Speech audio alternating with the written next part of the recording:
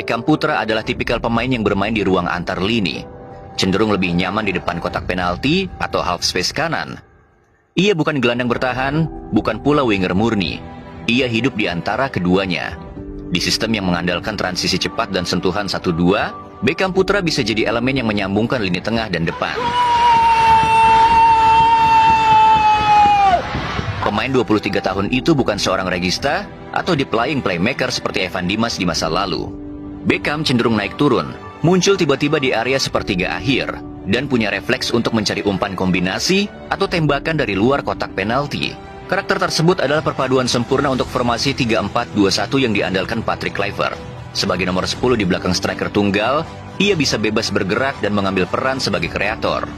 Apalagi Beckham punya kontrol yang halus, terutama saat menerima bola dalam posisi membelakangi lawan. Ia mahir memutar badan cepat atau half turn untuk meloloskan diri dari pressing. Dalam situasi 1 lawan 1, dia cukup berani dan memiliki dribbling pendek untuk melewati lawan. Ia punya naluri kreatif, sering mencari opsi vertikal, dan tidak segan melakukan umpan membelah garis.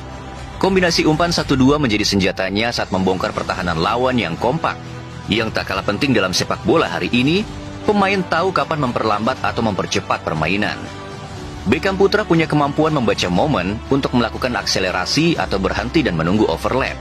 Di level tim nasional, terutama saat menghadapi tim seperti Tiongkok dan Jepang, Beckham bisa jadi senjata cadangan yang dimasukkan untuk membongkar lini tengah lawan yang mulai lelah.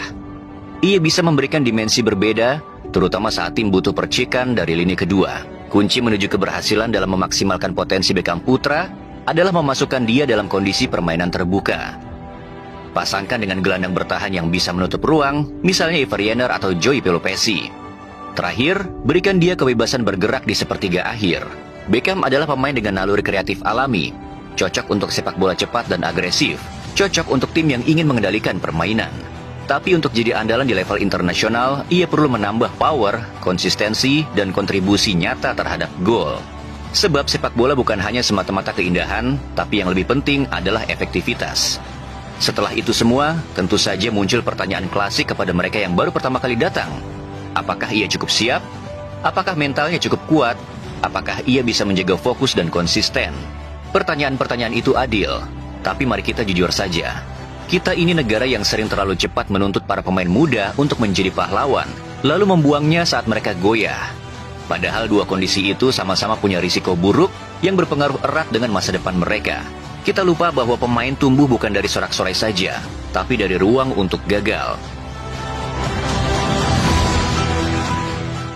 Beckham seperti semua pemain muda, berhak mendapat kesempatan bukan hanya untuk bermain, tapi untuk belajar.